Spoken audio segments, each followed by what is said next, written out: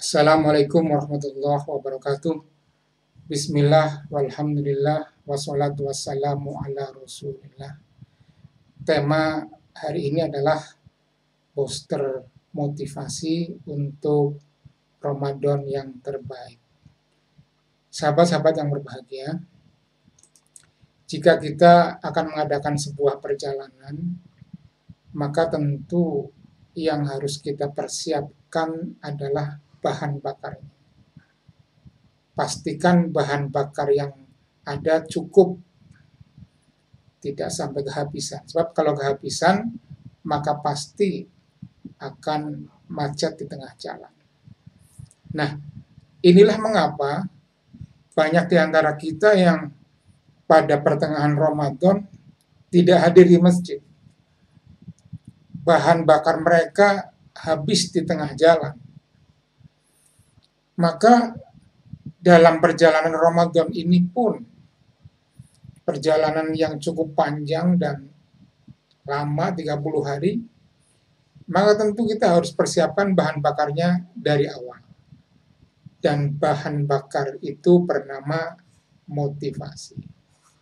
Nah, pada malam hari ini yang akan saya bahas setidaknya ada 4 motivasi yang mudah-mudahan menjadi bahan bakar kita dalam menempuh perjalanan yang mulia ini. Perjalanan yang bernama Ramadan, perjalanan yang luar biasa. Mudah-mudahan bahan bakar ini bisa mengantar kita semangat sampai akhir Ramadan. Ada 4 yang ingin saya bahas pada kesempatan hari ini. Jadi Ramadan dan puasa itu dahsyat, khususnya untuk fisik tubuh kita. Bagaimana kedahsyatan Ramadan, puasa terhadap tubuh kita, untuk kesehatan kita terutama. Kemudian di Ramadan ini ada doa yang makbul. Kemudian pelipat gandaan, bulan pelipat gandaan pahala, dan yang terakhir adalah surga yang dijanjikan Allah. Nah, lengkapnya seperti ini. Kita masuk ke motivasi yang pertama. Beberapa tahun yang lalu, saya melihat sendiri seorang Deddy Corbuzier, ya, magician. Waktu itu dia masih non-muslim. Saya melihat di sebuah stasiun televisi, dia bertanya begini, siapakah orang yang paling kuat sedunia? Kemudian dia jawab sendiri, orang yang paling kuat sedunia adalah Nabi Daud. Saya mendengar pertanyaan dan jawaban Deddy Corbuzier saat itu, saya sangat tertarik. Karena waktu itu beliau belum masuk Islam. Kemudian dia melanjutkan pertanyaan. Dan tahukah Anda kenapa Nabi Daud adalah orang yang terkuat di dunia? Nah, ini pertanyaan yang luar biasa ini. Mengundang penasaran bagi saya. Dan sebagai catatan bahwa Nabi Daud itu adalah orang yang terkuat, ini Islam juga mengakui. Karena dulu ada perang yang berkecamuk antara pasukan Tolut dan Jalut. Di antara pasukan Tolut itu ada Nabi Daud alaihissalam. Dan waktu itu sempat tanding 1 melawan 1 antara Nabi Daud alaihissalam dengan Jalut. Jalut adalah seorang yang berperawakan besar, kuat, raksasa. Nah, orang yang sangat besar, yang kuat, yang sedemikian perkasa seperti Jalut itu ternyata bertekuk lutut dengan Nabi Daud alaihissalam. Maka pantas bahwa Nabi Daud mendapat julukan orang yang paling kuat sedunia. Nah, kemudian Deddy bertanya lagi nih, mengapa Nabi Daud menjadi orang yang paling kuat sedunia? Dan jawabannya sangat mencengangkan saya. Dia jawabannya begini, karena Nabi Daud adalah orang yang paling banyak berpuasa. Ya, ini benar sekali nih. Karena Nabi Daud itu orang yang sehari puasa, sehari buka. Jadi 2 hari sekali Nabi Daud puasa. umat Nabi Muhammad itu tidak boleh berpuasa lebih dari puasanya Nabi Daud. Artinya Nabi Daud itulah orang yang paling banyak berpuasa. Jadi beliau mengatakan begitu, karena Nabi Daud adalah orang yang paling banyak berpuasa, sehingga dia kuat. Nah, apa hubungannya puasa dengan kekuatan? Deddy Corbuzier menulis sebuah buku yang bernama OCD. Saya pernah baca bukunya, baik buku fisik maupun PDF-nya. Teman-teman bisa download dalam bentuk PDF ya, tentang OCD, Deddy Corbuzier. Ini adalah buku tentang diet ya. Di situ dijelaskan mengapa dengan berpuasa itu kita bisa menjadi kuat. Dan ternyata dengan berpuasa itu tubuh kita akan mengeluarkan hormon yang namanya hormon HGH lebih cepat dan lebih banyak. Ini kuncinya. Dengan berpuasa, sekali lagi, maka tubuh kita akan mengeluarkan hormon HGH, Human Growth Hormone, lebih banyak dan lebih cepat. Adapun fungsi hormon HGH sendiri, bisa kita lihat di layar ini. Ini untuk improve mood, untuk menaikkan semangat ya. Kemudian untuk increase metabolism, untuk menaikkan metabolisme tubuh. Sehingga orang yang terapi hormon HGH ini dia awet muda gitu. Kemudian decrease in body fat. Jadi untuk menurunkan kadar lemak. Nah, ini makanya Deddy mengarang OCD ini dalam rangka untuk diet gitu. Untuk supaya orang menjadi kurus, karena ternyata dengan berpuasa ya, jadi dietnya Deddy Corbuzier itu dengan cara puasa. Dengan puasa maka tubuh akan mengeluarkan HGH. Dengan HGH maka fat atau lemak dalam tubuh ini akan berkurang gitu. Kemudian increase bone density dan body mass. Ini yang dimaksud Nabi Daud alaihissalam kuat ini. Jadi increase bone density itu kepadatan tulangnya meningkat, jadi menjadi kuat. Body mass itu maksudnya ototnya menguat. Jadi ototnya menguat, kemudian tulangnya menguat, maka dia akan menjadi orang yang kuat. Increase capacity untuk exercise, jadi untuk latihan maksudnya ya, untuk berolahraga tenaganya nambah. Improve the heart ability to contract. Jadi kontraksi hatinya akan improve, akan membaik. Ini sedemikian hebatnya orang berpuasa ini mendapat hadiah dari Allah Subhanahu wa Ta'ala dengan hormon HGH tadi. Sebagai informasi, kata Deddy, HGH ini mahal katanya. Mahal. Jadi kalau berpuasa nggak usah mahal beli-beli. Nah, saya penasaran nih, seberapa mahal sih HGH ini? Akhirnya saya pernah search di internet, saya temukan ini. Ini how much does HGH cost, maksudnya berapa sih harga HGH? Saya menemukan data, jadi untuk 7,2 mililiter, ini orang-orang di Amerika sana itu mau beli dengan harga 20.000 US dollar. Yang artinya kurang lebih 300 juta. 300 juta hanya untuk 7,2 mililiter. Nggak ada 1 sendok kan? 1 sendok kan 10 mili. Jadi 1 sendok kurang ya, HGH itu harganya 300 juta. Dan ini tidak usah kita beli kalau kita mau berpuasa. Oleh karena itu berapa dahsyatnya puasa ini. Kita seharusnya itu orang yang berpuasa sehat, segar, metabolismenya lancar, kuat, dan sebagainya. Mengapa banyak orang berpuasa lemes, tidak bersemangat? Ini sebenarnya masalah mental blocking. Mereka sudah punya mindset bahwa puasa itu lapar, jadi lemes. Puasa itu tidak makan, kurang energi. Jadi dia mindsetnya lemas begitu. Tapi sebenarnya ketahuilah bahwa dengan puasa itu justru luar biasa. Ini seharusnya begitu.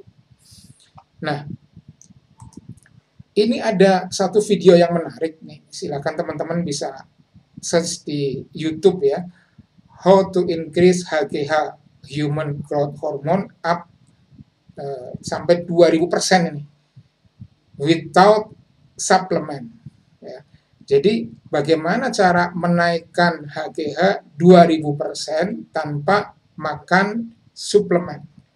Ternyata jawabannya dengan puasa ini, menurut presentasi orang ini. Dan dia tunjukkan grafiknya seperti ini. Jadi ini grafik sebelah kiri adalah normal day of eating. Kalau orang normal ya, hari-hari normal orang makan seperti biasa. Nah, kemudian sebelah kanan full day fasting. Jadi kalau dia berpuasa full day, maka bisa kita lihat ya, ini grafik ini maksudnya pertumbuhan hormonnya. Orang yang berpuasa itu akan mengeluarkan hormon HGH lebih banyak, lebih cepat. Itu yang dimaksud dengan puasa itu dahsyat sekali. Maka Allah tegaskan dalam Al-Quran. Nah, ini yang paling penting sebenarnya. Wa antasumu khairul lakum in kuntum ta'lamun. Dan berpuasa itu baik bagimu jika kamu mengetahui. Bahkan menurut Ibnu Katsir yang dimaksud baik itu sekalipun untuk orang hamil dan menyusui. Orang yang hamil dan menyusui biasanya takut kalau dia berpuasa. Maka ketahuilah bahwa sebenarnya kalau puasa lebih baik. Dan ternyata rahasianya karena puasa itu mengeluarkan hormon tadi yang sebenarnya dibutuhkan untuk tubuh kita. Oleh karena itu, motivasi pertama ini semestinya harus kita syukuri dengan luar biasa karena Allah pada saat kita berpuasa itu Allah sebenarnya memberikan hadiah yang luar biasa mahal berupa HGH tadi, human growth hormone yang harganya kurang lebih 300 juta hanya untuk 7,2 ml. Ini motivasi yang pertama. Motivasi yang kedua, Ramadan itu adalah makbulnya doa. Ya. Puasa itu adalah makbulnya doa. Saya katakan Ramadan dan puasa karena ini adalah dua hal yang berbeda. Ramadan itu adalah waktu, dimensinya waktu. Ramadan sebagai dimensi waktu itu adalah satu hal yang memakbulkan doa. Hadis Tirmidzi. Intinya itu bulan puasa itu bulan yang penuh rahmat, berkah, dan doa-doanya dikabulkan. Jadi Ramadan sebagai bulan, sebagai waktu adalah waktu yang mustajabah. Meskipun tidak berpuasa, maksudnya malam harinya. Gitu. Kemudian yang kedua, puasa sebagai aktivitas. Meskipun bukan di bulan Ramadan, puasa ini juga salah satu aktivitas yang dapat memakbulkan doa.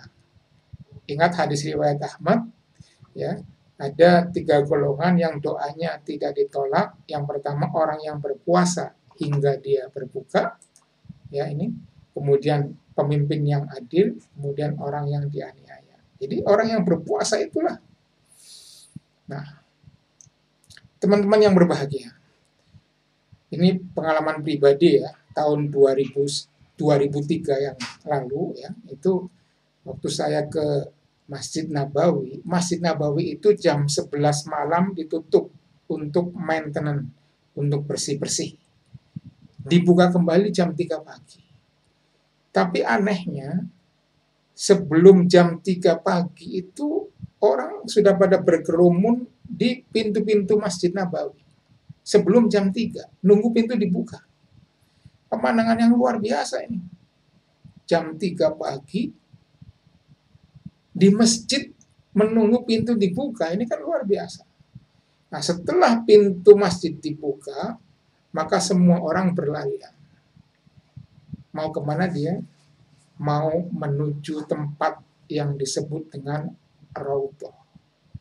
Raudhah itu tempat yang doanya makbul. Jadi ini menjadi rebutan.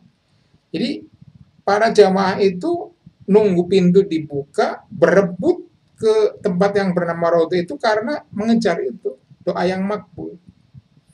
Sayangnya kapasitasnya hanya 200 orang. Jadi tidak semua kebagian itu. Nah, jadi itulah gambaran sulitnya betapa hebatnya orang berlomba-lomba mendapatkan tempat yang makbul itu. Kemudian ada yang bertanya sama saya, Pak, kalau tempat-tempat yang mustajab itu hanya ada di tanah suci kayak Madinah dan Mekah, lalu bagaimana dengan kita yang di Indonesia?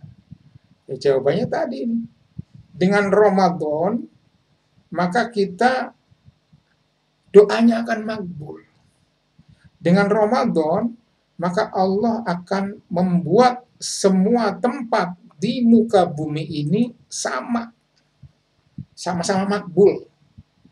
Kita berdoa di Bogor, ya makbul. Kita berdoa di Tegal juga makbul.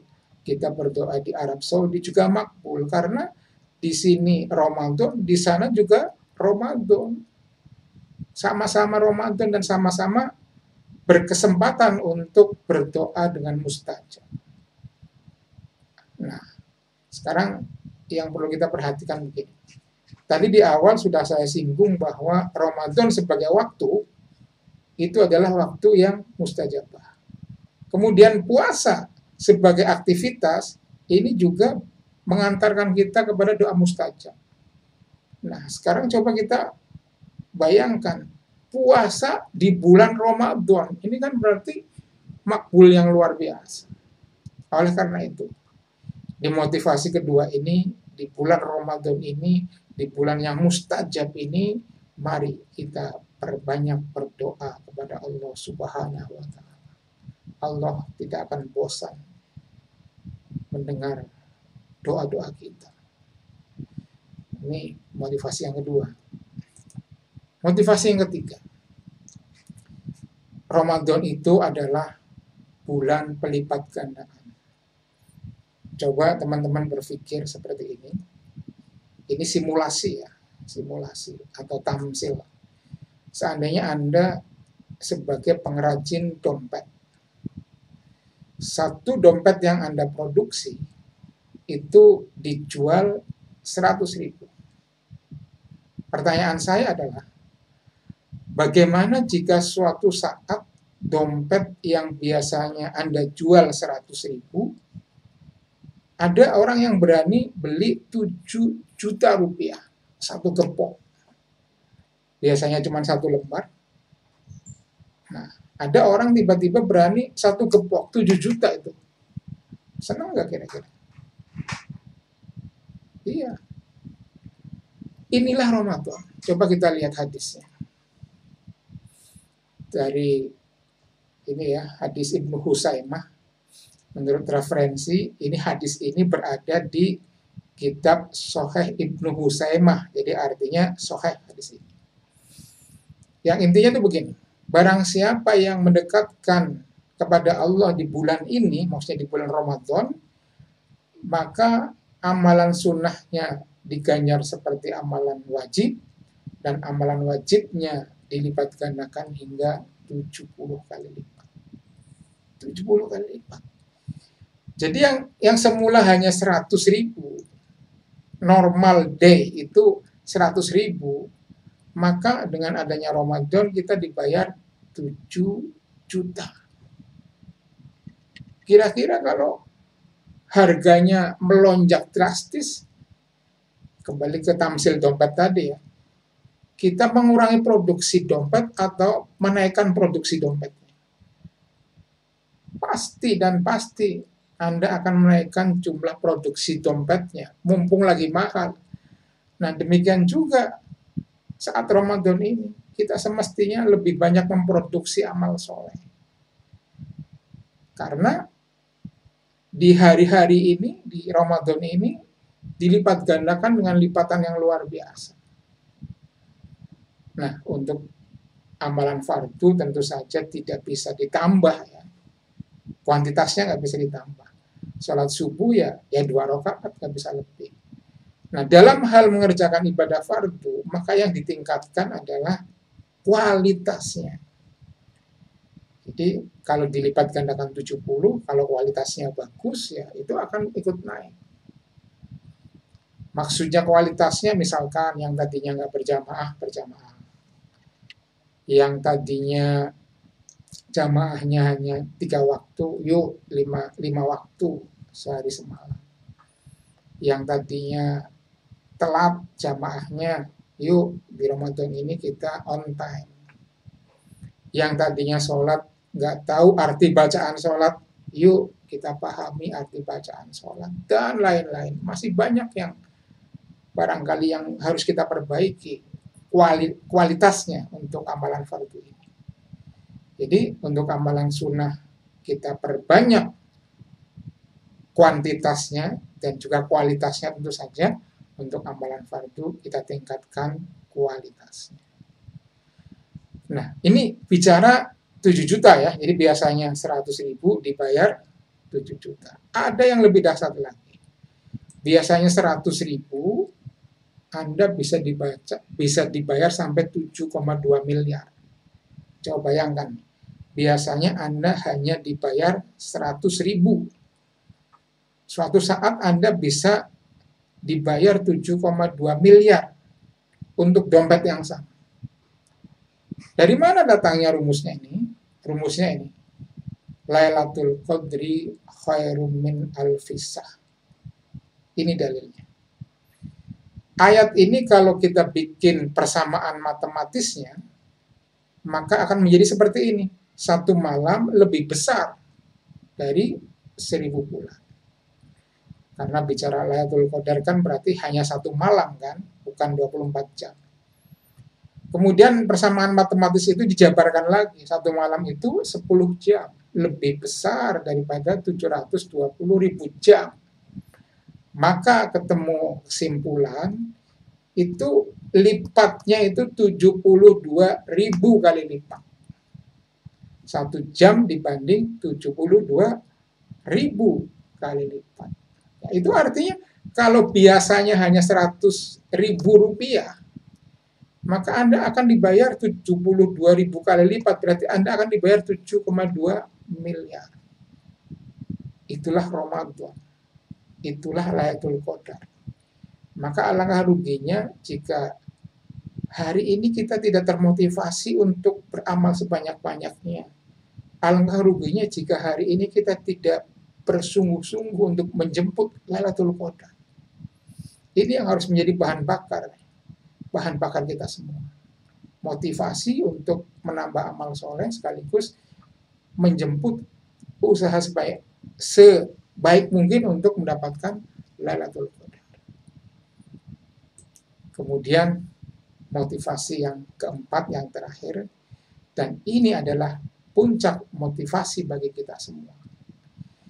La'allakum tattaqun, dengan puasa itu kita akan menjadi orang yang bertakwa. Al-Baqarah 183. Dan sambungannya adalah surat Al-Hijr ayat 45.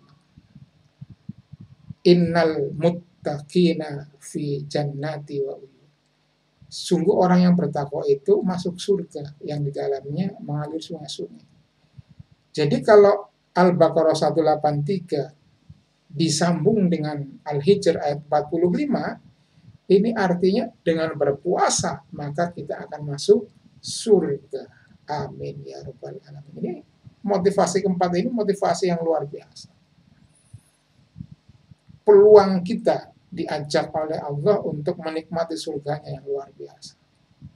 Nah, demikian kajian pada kesempatan hari ini. Jadi ringkasnya begini. Ada 4 motivasi atau poster motivasi yang mudah-mudahan menjadi bahan bakar kita dalam mengarungi perjalanan Ramadan yang luar biasa ini. Yang pertama, dengan puasa itu dahsyat. Ya, tadi sudah dijelaskan dahsyatnya itu khususnya untuk fisik kita. Dengan puasa akan lebih cepat dan lebih banyak mengeluarkan hormon HGH, Human Growth Hormone, yang fungsinya segudang. Tadi sudah disebutkan. Dan Allah sendiri menyatakan wa antasumu khairul lakum in kuntum ta'lamun. Dan puasa itu lebih baik bagimu jika kamu mau tahu.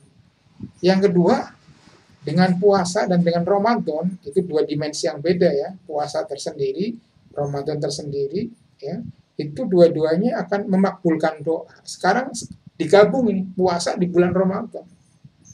Karena puasa di bulan lain pun itu akan memakbulkan doa. Ya. Jadi kalau hari ini puasa di bulan Ramadan itu adalah doa yang makbul yang luar biasa. Nah, jadi kita tidak usah jauh-jauh ke Raudhah, berebut tempat yang mustajab, yang biayanya mahal dan belum tentu dapat karena tadi sudah saya ceritakan Raudhah itu kapasitasnya hanya 200 orang. Kemudian yang ketiga dilipat gandakan, ya. Tadi ibaratnya yang biasanya hanya dibayar 100.000, Anda bisa dibayar sampai 7 juta. 70 kali lipat. Bahkan bisa dibayar sampai 7,2 miliar. Yaitu 72.000 kali lipat. Yaitu saat Lailatul Qadar. Yang keempat dan puncak motivasinya adalah dengan puasa kita masuk surga. La'allakum tattaqun. Dan kemudian innal muttaqina fi jannati wa uyun. Demikian mudah-mudahan bisa bermanfaat untuk kita semua. Semoga Ramadan kita kali ini adalah Ramadan yang terbaik, minimalnya lebih baik daripada Ramadan kemarin. Billahi taufiq wal hidayah wal afu minkum. Assalamualaikum warahmatullahi wabarakatuh.